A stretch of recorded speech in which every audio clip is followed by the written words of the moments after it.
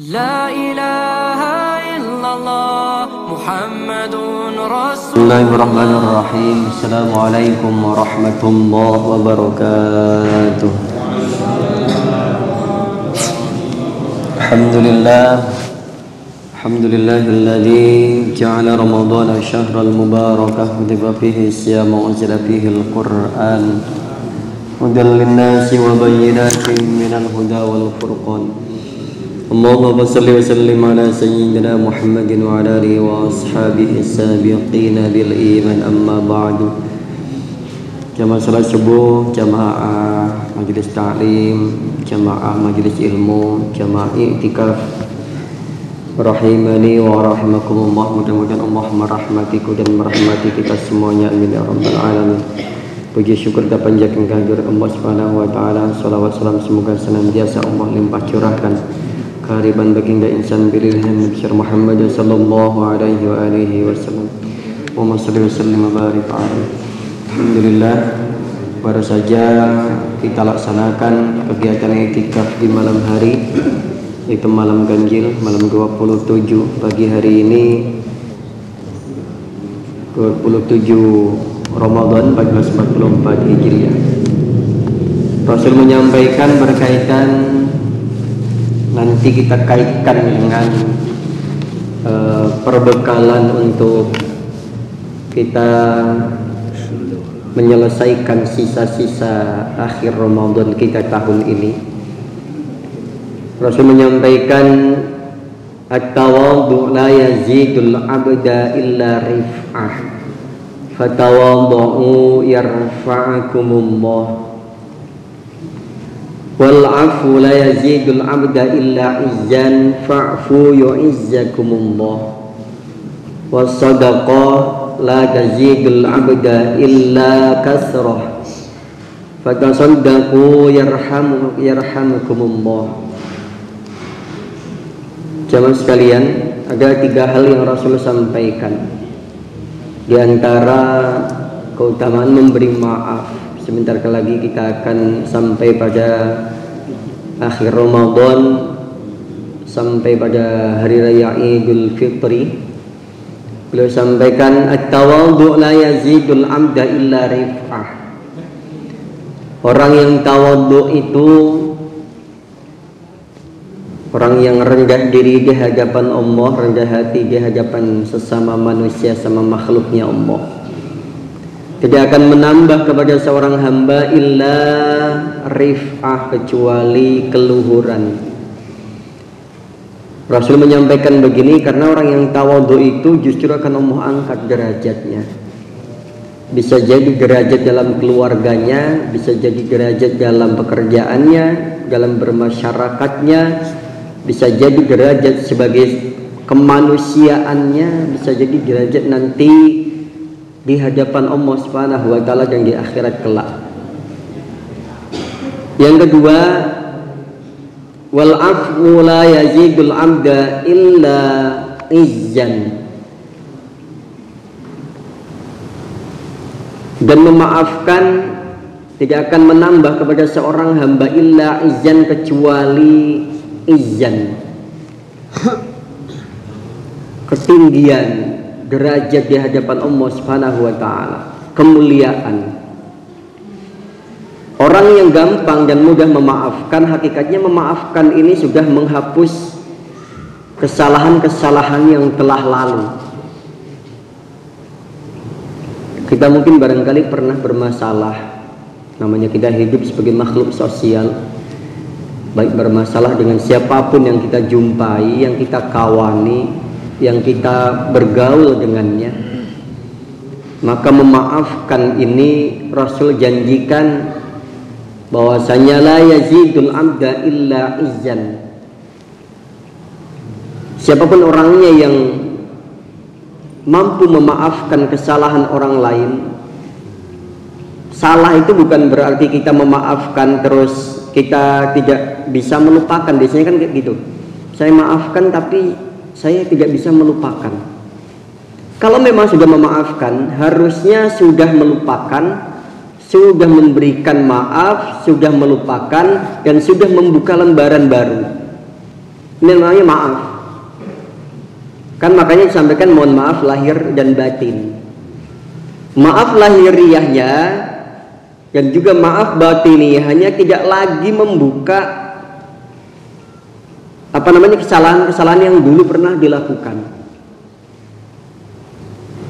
Dan juga jangan sampai maaf kita ini bersyarat.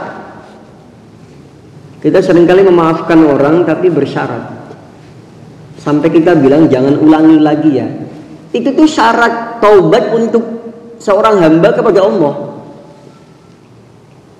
Tugas kita memaafkan, kita tidak perlu menghakimi bahwasanya saya maafin tapi jangan diulangi lagi, jangan begitu lagi, dan lain sebagainya. Kalau sudah memaafkan, berarti dari mulai perbuatan awalnya sampai dengan akhirnya dimaafkan. Dan sudah lupakan. Namanya juga maaf lahir batin.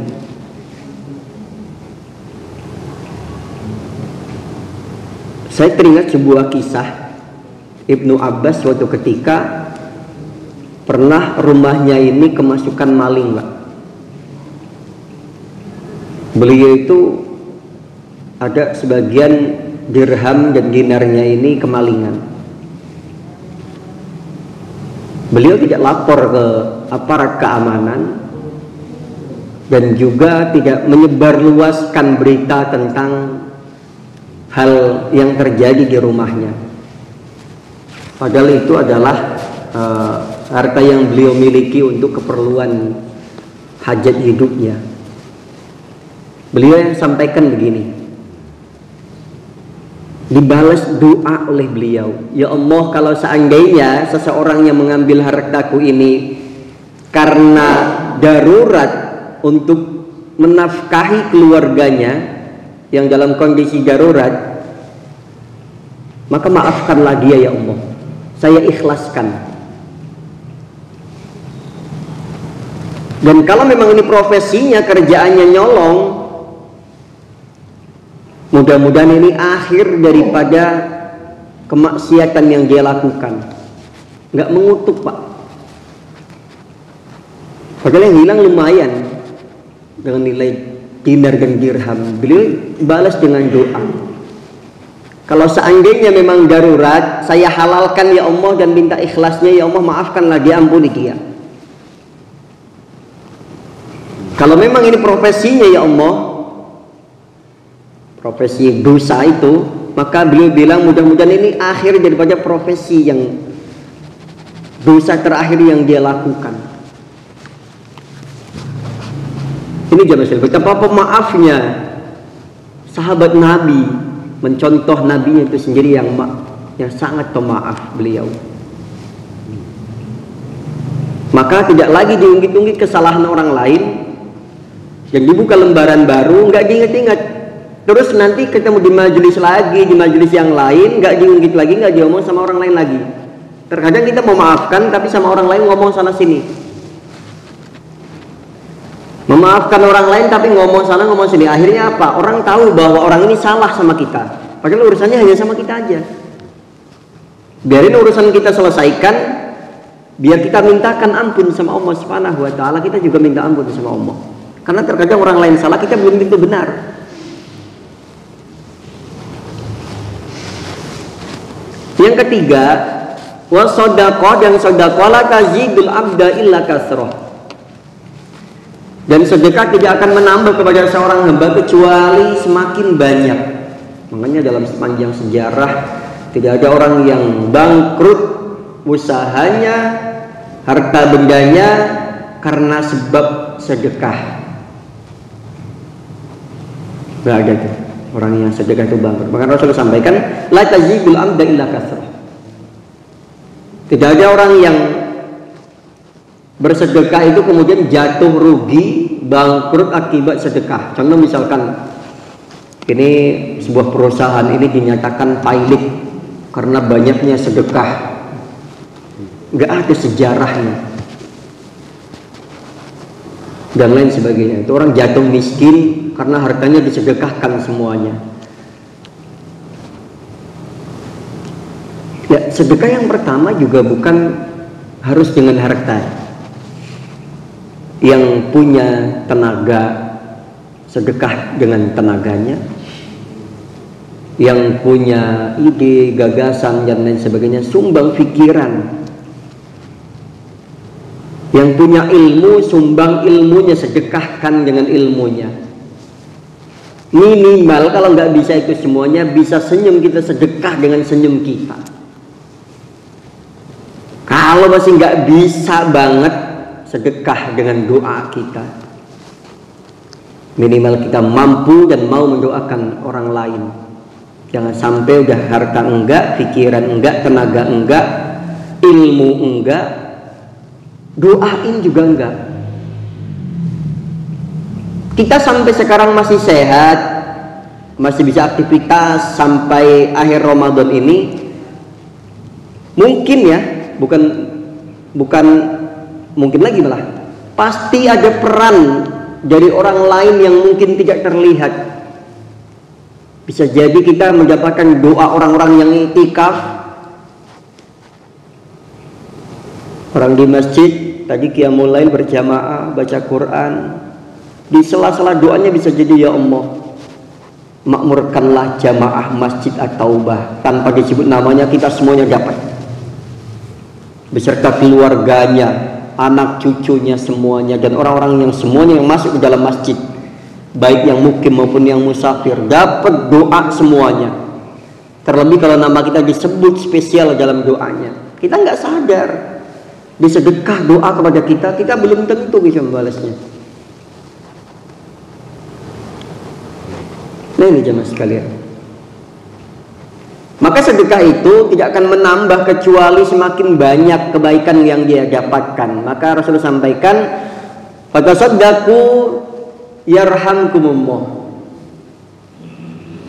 Bersedekahlah kalian dengan apa yang bisa, maka Allah akan merahmatimu. Satu hadis yang lain yang berkaitan, Rasul menyampaikan afdalu akhlaqi ahli dunya wal akhirah. Paling utama-utamanya akhlak ahli dunia, penduduk dunia dan akhirat. Yang pertama adalah antasila man qata'aka. Orang yang mau menyambung,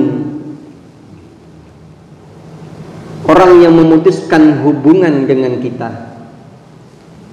Coba kita hitung berapa banyak kita dulu berkawan, kemudian kawan itu sudah hilang dari kehidupan kita, entah karena masalah, entah karena sudah meninggal, entah karena apa. Pasti kita semuanya mengalami hal itu.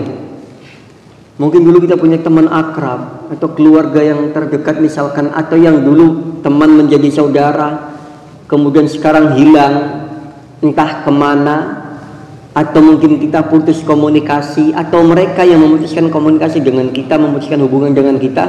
Itulah yang paling utama, antasila man qata'aka, menyambung kepada seseorang yang memutuskan hubungan dengan kita. Pahit sih memang, kadang perih juga kalau kita sudah pernah tersakiti, kita pernah terzalimi, kemudian kita coba menyambung. Ini yang memang yang beratnya, karena memang pahalanya dikelompokkan ke dalam afdalu akhlaqi ahli dunya wal akhirah. Paling utama-utamanya akhlak penduduk dunia dan akhirat, kalau Rasul sampaikan. Yang pertama tadi yaitu antasila man qata'aka. Kalau udah akrab itu udah karuan, karena udah tersambung. Makanya mempererat, kalau yang sudah akrab kita mempererat tali silaturahmi, silaturahim bahasa kita, karena sudah tersambung. Tapi yang paling utama dari itu adalah menyambung kepada seseorang yang memutuskan hubungan dengan kita, baik hubungan keluarga, hubungan pertemanan, dan lain sebagainya. Susah nggak? Ya susah, karena memang pahalanya besar kok, sebanding dengan amalan malaikat dan makhluk-makhluk yang ada di langit dan bahkan yang di akhirat. Kan afdal akhlaqi dunya wal akhirah. Kalau pahalanya ringan, tentu amalannya juga ringan, kecuali ada kalimat yang dibaca itu ringan tapi pahalanya besar. Ada satu kalimat, yaitu Subhanallah wa bihamdihi subhanallahil azim. Ringan diucapkan, berat di timbangan, dan dicintai oleh Allah Sang Maha Rahman. Ini yang satu, menyambung kepada siapa yang memutuskan hubungan dengan kita, baik dari keluarga, teman, rekan, atau siapapun mereka. Yang dulu-dulu punya teman, cobalah kembali disambung lagi kalau kita pengen amalan kita menjadi puncak amalan dunia dan akhirat. Yang kedua, waktu timan haramaka, dan mencoba memberi sesuatu kepada orang yang menghalang-halangi kita, atau kepada orang yang pelit dengan kita. Kalau orang yang dermawan, biasanya kalau kebiasaan di masyarakat, orang yang ngasih akan kita kasih lagi. Tapi bukan itu yang dimaksud, meskipun itu juga baik. Tapi waktu timan haramaka, memberi kepada seseorang yang selama ini tidak setuju dengan apa yang sudah kita lakukan. Contoh misalkan ada orang yang nggak setuju kalau ada buka puasa di masjid, ada sahur di masjid, orang itu kasihlah, kirimin ke rumahnya kalau perlu. Ada yang nggak setuju dengan adanya misalkan ada sarapan pagi di majelis taklim, orang tersebut mungkin barangkali bisa kita undang untuk kita jamu. Hal-hal yang demikian, atau lebih daripada itu maknanya. Jadi memberi sesuatu kepada orang yang selama ini haramaka, menghalangi kita atau nggak setuju dengan perbuatan baik yang dilakukan oleh kita, dan juga umumnya menjadi kebiasaan baik di masyarakat. Contoh misalkan secara amaliyah, ada orang yang nggak setuju dengan amalan tertentu, maka cobalah berikan paham kepada mereka. Misalkan contoh satu kecil aja, tapi nggak menyinggung siapapun ya. Saya tuh dari dulu berharap iktikaf itu ada kekompakan dari jamaah yang iktikaf. Ada amaliyah munfaridnya, ada amalan yang ijtimainya. Contoh misalkan gini, oke lah, kalau lagi tadarus, selain tadarus yang biasa setelah taraweh, masing-masing kan ada yang 1 juz, setengah juz dan lain sebagainya, monggo silahkan. Tapi ketika sholat berjamaah misalkan, aturan dari panitia misalkan, atau koordinator, pokoknya nanti sholat tahajudnya berjamaah ya. Nah ini misalkan contoh aja. Jadi selama iktikaf jangan munfarid terus, harus ada ijtimainya, sehingga nanti amalannya, oh ini tergabung dalam jamaah iktikaf Masjid At-Taubah misalkan, maka ada amalan yang munfaridnya, yang sendirinya, ada amalan yang ijtimainya, sehingga ada nilai dan kekompakan yang dilihat, bukan masing-masing tidur terus nanti baca Quran mojok dan lain sebagainya, nggak ada amalan ijtimainya, kayaknya kurang berkesan. Ini menurut saya aja sih, tapi nggak ke siapapun. Ini hanya harapan aja. Mudah-mudahan ke depan bisa lebih kelihatan ada nilai yang ijtimainya, jamaahnya selama iktikaf misalkan. Tapi ada satu nilai plusnya, sahurnya bareng jamaah gitu. Terus yang ketiga, terakhir ya. Yang ketiga, wa ta'fu amman zalamaka, dan memaafkan kepada seseorang yang menzalimimu. Kalau memaafkan orang yang memaafkan kita, atau ada orang yang memaafkan dengan orang yang minta maaf sama kita, itu relatif lebih mudah. Tapi memaafkan dengan orang yang menzalimi kita dan tidak mengakui kesalahannya dan gak meminta maaf dan dia merasa benar, sedangkan kita yang terzalimi, justru terkadang pelakunya ini merasa terzalimi. Kadang lucunya di sekitar kita itu begitu, pelaku tapi merasa terzalimi, sehingga seolah-olah akhirnya mengadu doa di hadapan Allah. Yang zalim merasa terzalimi, terlebih-lebih yang terzalimi. Nah ini sahabat sekalian, jadi memaafkan kepada seorang yang menzalimi kita, bismillah, nanti gini aja, nggak usah minta di dunia balasannya. Saya maafkan ya Allah, saya juga mohon ampun kepada Engkau ya Allah. Pada siapapun yang menzalimi, salah, dan segala bentuk kesalahan, kekhilafan yang dilakukan baik disengaja maupun yang tidak disengaja oleh saya dan juga orang kepada saya ikhlas tulis membuka pintu maaf tersebut. Terlebih kalau misalkan kita langsung urusan dengan orang tersebut, kita sampaikan permohonan maaf, Pak, mohon maaf ya Pak. Tapi ini yang paling susah. Memang tiga-tiganya itu susah saja amalan itu. Kenapa susah? Karena terkadang kita sudah terlanjur sakit hati, sudah terlanjur kecewa. Kalau udah urusan hati, makanya saya sering bilang, kalau sama teman, satu majelis, satu masjid, jangan selalu menggunakan hati dan perasaan setiap kali ada candaan misalkan, setiap kali ada obrolan misalkan, nanti kita baperan repot. Kalau kita sudah baperan, merasa kesinggung, merasa dia ya kesinggung lah bahasanya, akhirnya apa? Akhirnya dia menjaga jarak. Kemudian lama-lama timbul kebencian, ketidaksukaan, kebencian, akhirnya sudah susah lagi mau memaafkan. Nah ini perlu kita pupuk kembali, dan hal itu Rasulullah sangat anjurkan karena menjadi amalan yang sangat utama, bahkan bukan hanya dunia, tapi tingkatnya sudah tingkat akhirat. Wa ta'fu amman zalamaka. Oke, saya ringkas.